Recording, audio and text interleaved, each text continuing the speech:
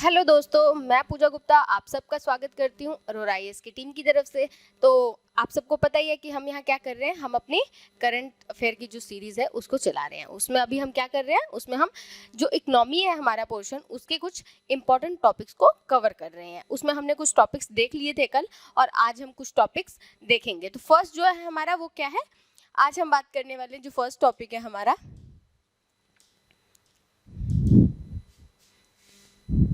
क्या हो गया,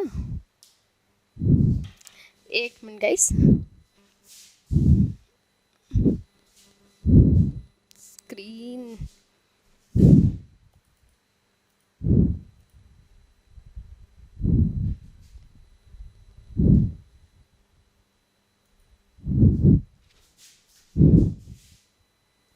छोटी बड़ी।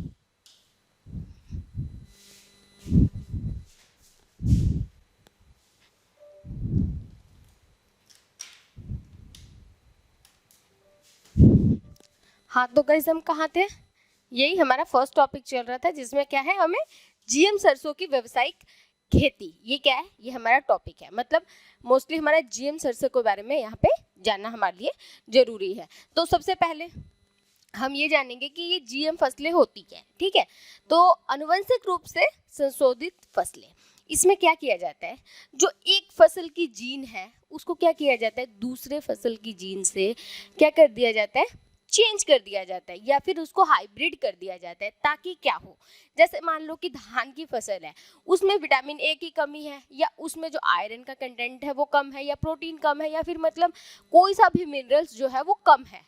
ठीक है, तो उसको क्या करेंगे, हम ऐसे जीन की पहचान करेंगे जिससे क्या हो सकता है, जिससे हमें वो पर्टिकुलर थिंग्स, मतलब कि पर्टिकुलर वो विटामिन हमें मिल सके। जैसे मान लो कि हम विटामिन ए के ऊपर काम कर रहे हैं, तो अब हम क्या करेंगे, एक ऐसा जीन देखेंगे जहाँ जो रिच कंटेंट हो किसमें, विटामिन ए में। ठीक है, उसको देखेंगे और उसके बाद हम क्या करेंगे, उसके जीन्स को निकाल के किसमें, उस दूसरे पौधे में क्या कर देंगे, हाइब्रिड कर देंगे। उस सिस्टम को ही हम क्या कह रहे हैं, हम कह रहे हैं आनुवंशिक रूप से संशोधित फसलें कह रहे हैं। जब ये चीजें प्लांट में हो, हम मोस्टली एनिमल में भी हम ये वाली चीज देख सकते हैं, पर ज्यादा ये किसमें चीजें देखने को मिल रही है, प्लांट्स में, क्योंकि उनकी ग्रोथ को बढ़ावा दिया जा रहा है। देखो आजकल क्या हो रहा है, क्लाइमेट चेंज जो है वो बढ़ रहा है। इससे क्या हो रहा है कि वर्षा होगी, रेनफॉल हो गया, या फिर कह सकते हैं कि सूखा हो गया, बाढ़ हो गया। इन सब चीज़ों की जो क्या कहते हैं कि इन सब चीज़ों की जो बारंबारता है वो कम हो रही है या फिर बहुत ज़्यादा ही हो जा रही है।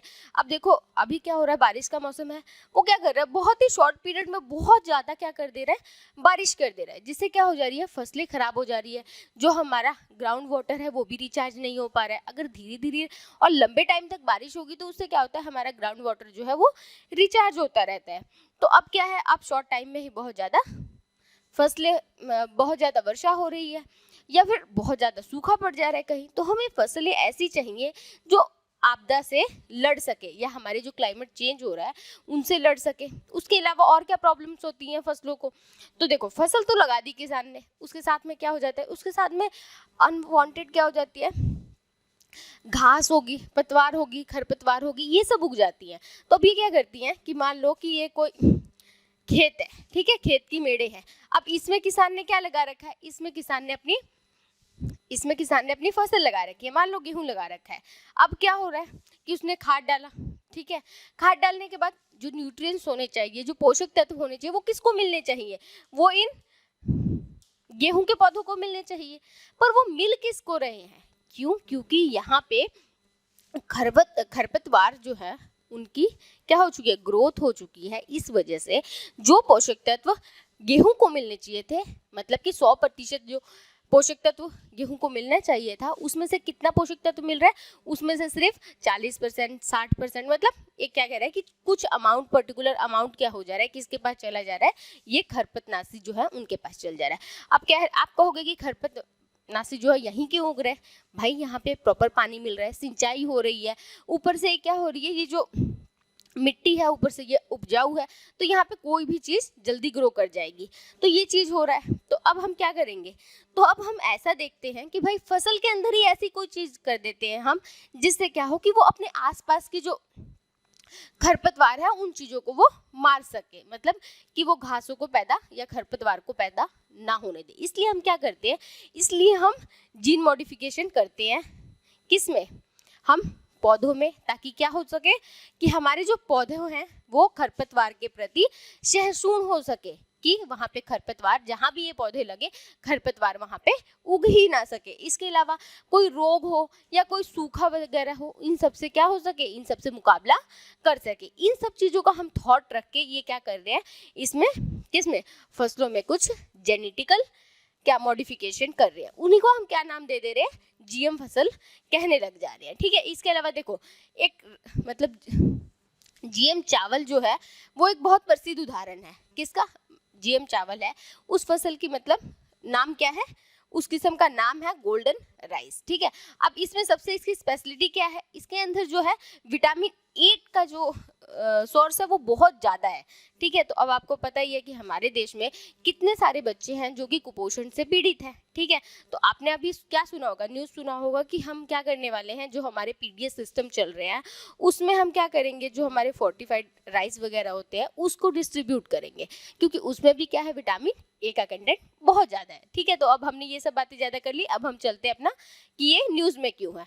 तो क्या हुआ है कि ऐसे ही जैसे कि आपने देखा अभी जीएम चावल के बारे में, ऐसे ही एक नया पौधा आया है, किस चीज़ के लिए, मतलब हम जीएम सरसों में भी वही चीज़ कर रहे हैं, जीन का मॉडिफिकेशन कर रहे हैं। ठीक है, तो अब ये खबरों में है क्योंकि हम सरसों की क्या प्रोडक्शन बढ़ाने के लिए, उसको रोग के प्रति सहिष्णु बनाने के लिए, सूखे से निपटने के लिए, खरपतवार से निपटने के लिए क्या कर रहे हैं, हम योग्य बना रहे हैं। इस वजह से हमने उसका क्या किया है, जीन मॉडिफिकेशन किया है, जिसको हम क्या कह रहे हैं, जीएम सरसों कह रहे हैं। तो अब इसका क्या हो रहा है भाई, हमने कर तो लिया ये चीज, अब क्या करने की बारी है, अब इसका व्यावसायिक खेती करने की बारी आ गई है। तो अब एक बात बताओ कि कोई भी सुबह उठता है कहेगा कि भाई मैंने क्या कर लिया है, मैंने जीएम फसल बना ली है, अब मुझे क्या करना है, कमर्शियली यूज करना है, और मैंने अपने खेत में लगा भी दिया उस फसल को, और उसके बाद एक्सपोर्ट हो रहा है। मान लो एक्सपोर्ट हो गया, अब इंडिया में क्या है कि अगर वो चीज़ एक्सपोर्ट हो गई इंडिया से, बाहर चलेगी, और बाहर के जो फूड स्टैंडर्ड्स वगैरह होते हैं उन मानकों पे वो पूरी की पूरी मतलब उस शर्तों पे, वो कंडीशन पे ना उतर पाई, और उसमें वो चीज़ें पता चल गई कि भाई ये हेल्थ के लिए नुकसानदायक है, तो क्या होगा, हमारे भारत की छवि खराब होगी ना बाहर जाके। इस वजह से क्या किया जाता है, इन जैसी फसलों को बहुत ही सावधानी से, बहुत चेकिंग के बाद इनको क्या किया जाता है, इनको व्यावसायिक खेती के लिए अलाउ किया जाता है कि हाँ भाई अब आप इसकी व्यावसायिक खेती कर सकते हो, इससे जो प्रोडक्शन होगा, इससे जो अनाज पैदा होगा, इसको हम बाहर भी एक्सपोर्ट कर सकते हैं, इंपोर्ट एक्सपोर्ट हो सकता है इसका, तो वो चीज़ें है। तो इसके लिए एक संस्था है, पहले हम चलेंगे मिनिस्ट्री कौन सी है, इसके लिए जो मिनिस्ट्री है वो क्या है, केंद्रीय पर्यावरण वन जलवायु परिवर्तन मंत्रालय के अंतर्गत क्या है, के मंत्रालय के अंतर्गत एक आनुवंशिक इंजीनियरिंग मूल्यांकन समिति है, जिसको क्या कहते हैं, जीईएसी समिति है। किसके अंदर, मिनिस्ट्री ऑफ एनवायरनमेंट के अंदर है। ठीक है, जो क्या काम करती है, जो यही देखती है कि कौन सी फसलें, जो जीएम फसलें हैं उनका उत्पादन कैसे हो रहा है, उनकी मॉनिटरिंग करती है, और ये देखती है कि मतलब जीएम फसल हो तो गया, कि इसके पूरे टेस्ट होने के बाद ही अप्रूव हो वो चीज़, मतलब कि ये पूरा का पूरा प्रोसेस हो जाए, अच्छे से हम चेक कर ले कि इसका कोई साइड इफेक्ट नहीं है, उसके बाद ही क्या करेंगे, ये अप्रूव करते हैं कि हाँ ये वाली जो फसल है वो किस चीज़ के लिए रेडी है, अब हम उसका कमर्शियल क्या कर सकते हैं, प्रोडक्शन कर सकते हैं। उसके लिए ये क्या काम करती है, जीईएसी समिति काम करती है। अब एक और क्वेश्चन पूछा गया था प्रीवियस ईयर में कि जो जीईएसी कमेटी है वो किसके अंडर, कौन से एक्ट के थ्रू बनी है, तो हमारा जो पर्यावरण एक्ट है कौन सा, 1986, उसके अंतर्गत ये वाली जीईएसी जो समिति है वो बनी हुई है। अब आपको 3-4 चीजें याद रखनी है, ये पता चल गया आपको। इसके लाभ क्या है, बता दिया कि फसल बढ़ जाएगी और क्लाइमेट चेंज से लड़ सकेंगे। उसके अलावा इसकी हानियां भी है कि मतलब देखो, मान लो कि बीज लागत में जटिलता है, अब भाई इस चीज के लिए आपको R&D तो जरूरत होगी ना, कई चीजों को आप हाइब्रिड करके देखोगे कि हाँ ये चीज चल रहा है या नहीं चल रही है, तो उन सब चीजों में लागत ज्यादा आएगी, उसकी बात कर रहा है। बीजों का प्रयोग दोबारा नहीं किया जा सकता है। आनुवंशिक रूप से संशोधित बीज डिजाइन द्वारा व्यवहार्य बीज नहीं बनाए जाते हैं, मतलब हर बार आपको एक नई फसल बोना चाहेंगे तो नए बीजों का प्रयोग करना पड़ेगा। मतलब ये कह रहा है भाई कि जैव विविधता नहीं है इसमें। अगर मान लो पहले क्या होता था, आपने प्रकृति का नियम में क्या है कि एक चीज है दूसरी चीज के साथ मिलके तीसरी चीज जो बनेगी इसकी हाइब्रिड बनेगी, लेकिन यहाँ क्या है, यहाँ एक रूपता ही होगा। अगर आपने कोई ऐसी फसल बना दी है जो क्या है विटामिन ए का रिच कंटेंट है उसके अंदर, तो वो क्या होगा, आपको लग रहा है कि वो मतलब हट जाएगा अगली बार अगर उन्हीं बीजों को बोएंगे? नहीं, वो नहीं हटेगा। ना ही वो क्लाइमेट चेंज के प्रति क्या होगा कि उसके थ्रू चेंज हो जाएगा कि क्लाइमेट चेंज हो रहा है तो मैं अपने आप को चेंज कर लूँ, ऐसा भी नहीं होगा। तो इस वजह से वो कह रहा है कि हर बार अगर कुछ अलग चाहिए तो हर बार हमें डिजाइन करना पड़ेगा। ये सिर्फ सूखे से लड़ेगा तो सिर्फ सूखे से ही लड़ेगा और चीजों से लड़ नहीं सकता। तो ये वाली चीज कह रहा है। पर्यावरणीय चिंताएं भी है कि भाई जैव विविधता को हानि हो सकती है, क्योंकि जो खरपतवार वगैरह हो रहा है, उसके अलावा कीट हो रहा है, कीट प्रतिरोधी पौधे हैं, कीट वगैरह भी तो लग रहे हैं, उन सबको भी तो ये मार रहा है ना।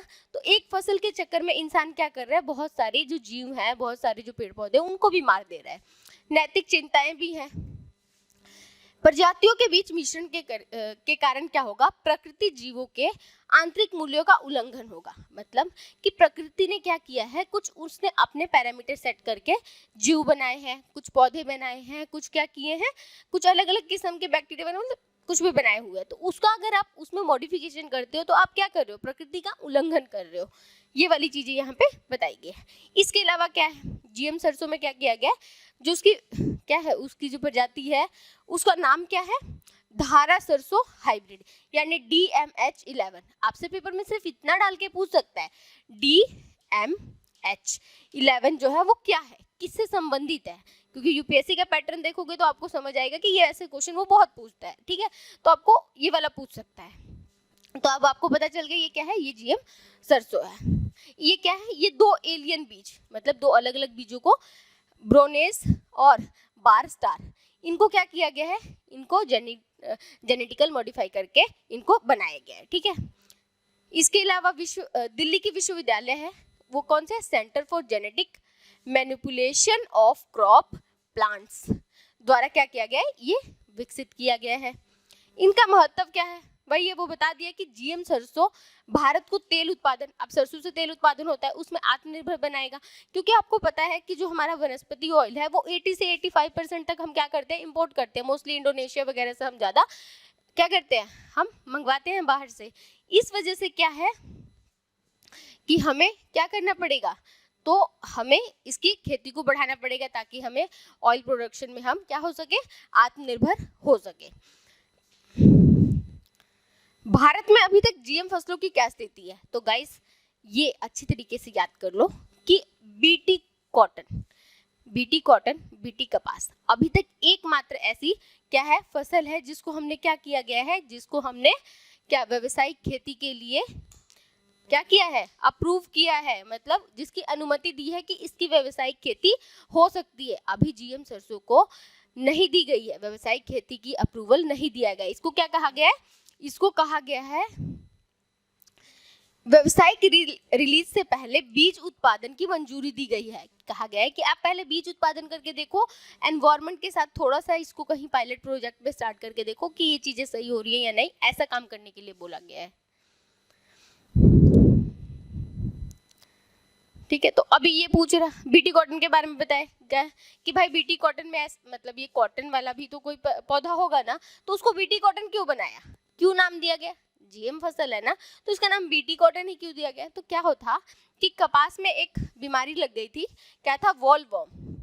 ये क्या कर रहा था, ये कॉटन को बहुत ज्यादा नुकसान पहुंचा रहा था। उसी से लड़ने के लिए क्या किया गया, महाराष्ट्र में हाइब्रिड सीड कंपनी महिको द्वारा अमेरिकी बीज कंपनी मोनसेटो द्वारा संयुक्त रूप से क्या किया गया, बीटी कॉटन जो है उसको विकसित किया गया। 2002 में जीईएसी ने आंध्र प्रदेश, गुजरात, कर्नाटक, मध्य प्रदेश जैसे 6 राज्यों में व्यावसायिक खेती के लिए क्या कर दिया, बीटी को मंजूरी दे दिया। इसके अलावा बीटी ब्रिंजल भी है, लेकिन इसको भी क्या नहीं मिला हुआ है, इसको भी व्यावसायिक रिलीज की सिफारिश की थी, मतलब 2007 में इसकी सिफारिश कर दी थी, लेकिन 2010 में इस पहल को भी क्या कर दिया गया, रोक दिया गया। अब हम जान लेते हैं कि जेनेटिक इंजीनियर मूल्यांकन समिति है क्या। वैसे मैंने आपको बता दिया था ये क्या काम करती है, ये सिफारिश देती है अपनी और ये अप्रूव करती है कि कौन सी फसल कमर्शियल उसका प्रोडक्शन हो सकता है या नहीं, जो क्या है जेनेटिकल मॉडिफाई फसलें हैं, उसका औद्योगिक उत्पादन में खतरनाक सूक्ष्म जीवों और पुनर्संयोजन के बड़े पैमाने पर उपयोग से जुड़ी गतिविधियों के मूल्यांकन को ये देखरेख करता है। किसके अंडर है, ये बता दिया था कि मिनिस्ट्री ऑफ एनवायरनमेंट के अंदर है, और जैव प्रौद्योगिकी विभाग के साथ मतलब सह अध्यक्षता में ये काम करता है। एक मतलब देखो इसमें R&D बहुत ज़्यादा हो रहा है, रिसर्च एंड डेवलपमेंट बहुत ज़्यादा हो रहा है, तो ये कहाँ पे जाएगा, ये ऑफ कोर्स साइंस और टेक का जो विभाग है जैव प्रौद्योगिकी विभाग, उसके अंतर्गत ये आता है। ठीक है गाइस, तो ये क्या था हमारा फर्स्ट टॉपिक था। सेकंड हम चलते हैं एकल वस्तु और सेवा कर दर।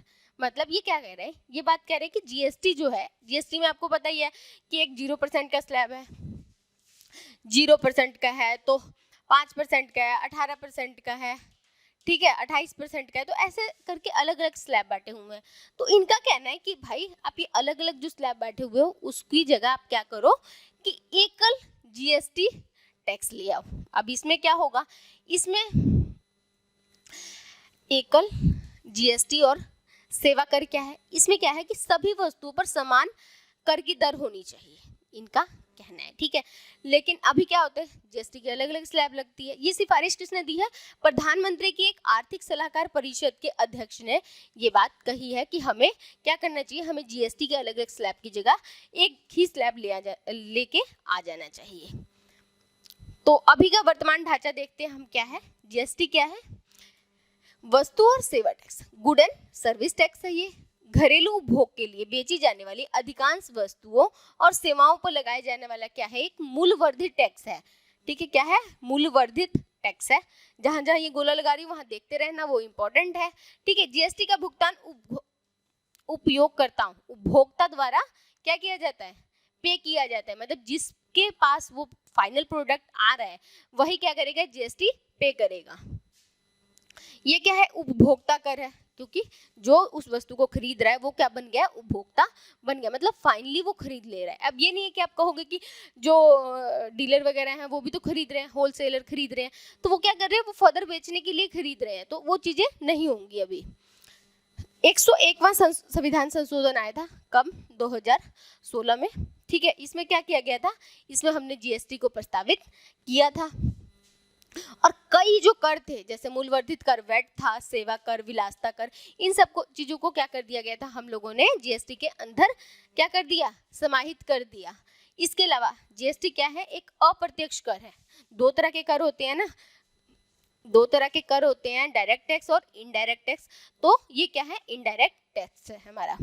मौजूदा संरचना क्या है, तो अभी क्या लगती है हमारे पास, सीजीएसटी है, मतलब केंद्रीय good and service tax, centre good and service tax. उसके अलावा है state good and service tax. उसके अलावा एकीकृत इंटीग्रेटेड जीएसटी टैक्स है। ठीक है, तो अब इसमें क्या होता है कि पहला है केंद्रीय, तो इसमें क्या है कि जिन भी उत्पादों पे लग रहा है उसको कलेक्शन कौन कर रही है और किसके पास पूरा पैसा जा रहा है, तो वो सेंटर के पास जा रहा है। सेकंड है स्टेट, तो जिन चीजों पे लग रहा है वो कहाँ जा रहा है, पैसा स्टेट के पास जा रहा है। लेकिन ये थर्ड आ गया, कह रहे कि अगर हम अंतर राज्य व्यापार करेंगे तो भाई टैक्स किसको मिलेगा, ये बताओ।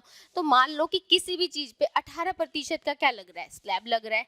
ठीक है, 18% का स्लैब लग रहा है, तो अब क्या करेंगे, मान लो कि कोई वस्तु थी जो कि महाराष्ट्र में बनी है, ठीक है, अब उसका क्या हुआ, वो यूपी जाके बिक रही है, तो अब देखो दो राज्यों के बीच में ये व्यापार हो गया, तो अब यहाँ भी क्या लगेगा, इन पे आईजीएसटी लगेगा। ठीक है, लेकिन आईजीएसटी जो 18% आया है वो बांटा कैसे जाएगा, वो बांटा ऐसे जाएगा कि वो 7% तो कहाँ चला जाए, नहीं 9% कहाँ चला जाएगा, सीजीएसटी में, और 9% कहाँ चला जाएगा, एसजीएसटी, मतलब राज्यों को, और 9% केंद्र को, मतलब केंद्र और राज्यों में बढ़ जाएगा। अब सवाल उठता है कि भाई इन दोनों में से टैक्स किसको मिलेगा। ये क्या है, महाराष्ट्र ने उस चीज को क्या किया, बनाया है, और इसको बेच कहाँ दिया है, यूपी में, तो यूपी में बंदा खरीद रहा है उसको, मतलब एक जगह की कई ब्रांचें होती है ना, उस हिसाब से।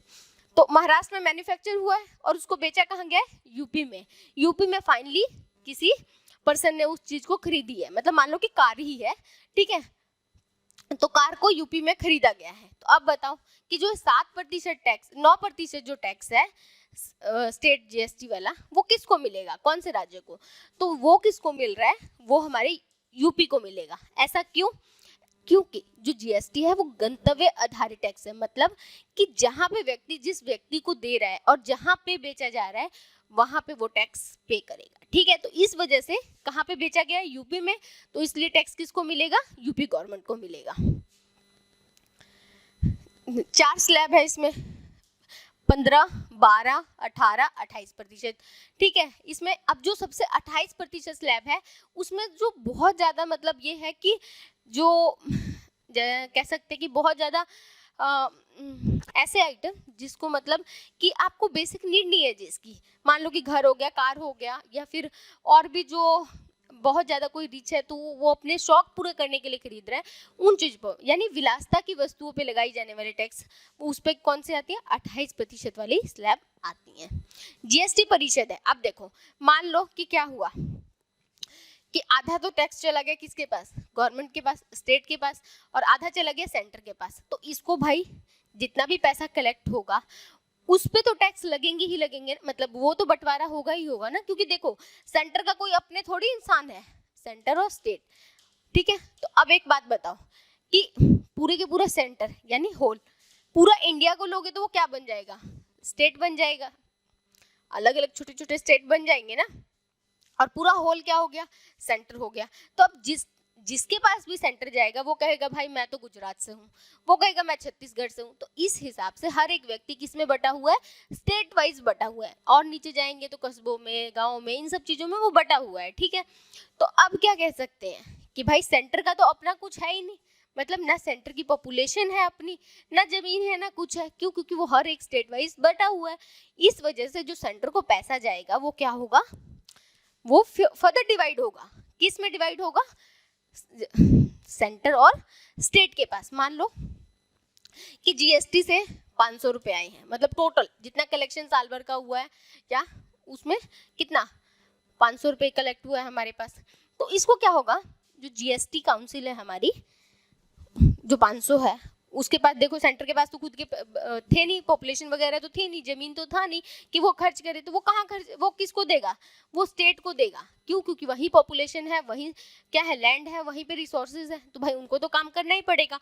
तो इस वजह से क्या करेगा, इसका बंटवारा करेगा, इन पैसों का बंटवारा करेगा, कहेगा कि मैं कुछ रख लेता हूँ और बाकी सेंटर रख ले, सेंटर कुछ रख लेगा और बाकी कहेगा कि स्टेट को रख लो।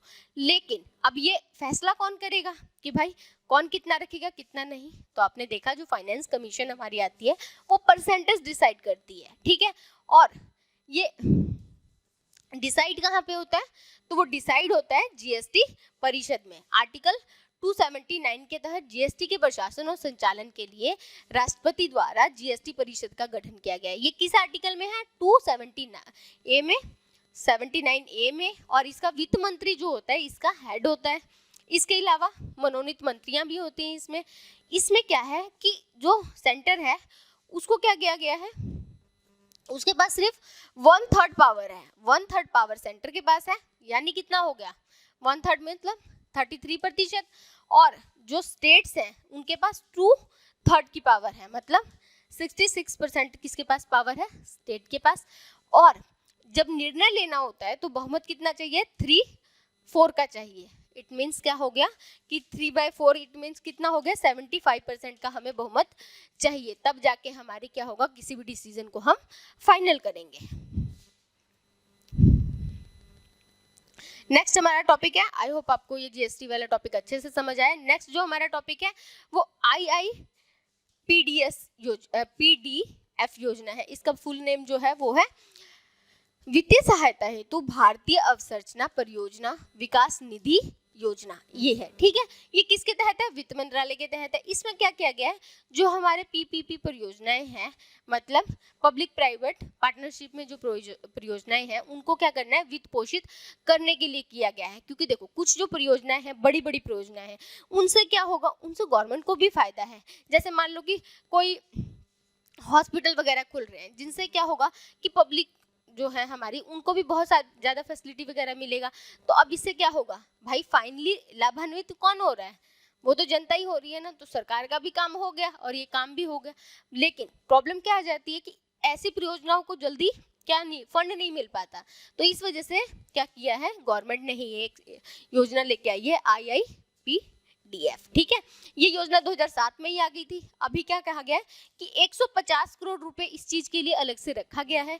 ये क्या है, एक केंद्र क्षेत्र की योजना है। इसके तहत क्या किया जाएगा, इसके तहत जैसे मान लो कि एक प्राइवेट हो गया जो बना रहा है भाई, जिसकी परियोजना है, और सेंटर हो गई। ठीक है, तो इसमें क्या किया जाएगा, सेंटर जो होगी वो 75% तक पैसे देगी।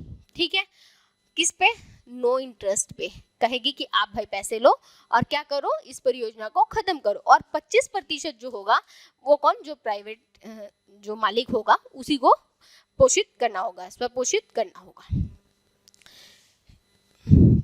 इसका उद्देश्य क्या है कि गुणवत्तापूर्ण परियोजना विकास गतिविधियों के लिए वित्तीय सहायता प्रदान करना। आपको पता है कि इकोनॉमी अगर पढ़ी होगी आपको पता है कि इकोनॉमी में हर चीज जुड़ी होती है। कोई भी एक परियोजना चल रही है, मान लो कि एक घर बनाने का काम चल रहा है, तो अब आपको लगता है कि सिर्फ यहाँ घर ही चल रहा है, घर बनाने के लिए मजदूर आ रहे हैं, ठीक है, उनको जॉब मिल रही है।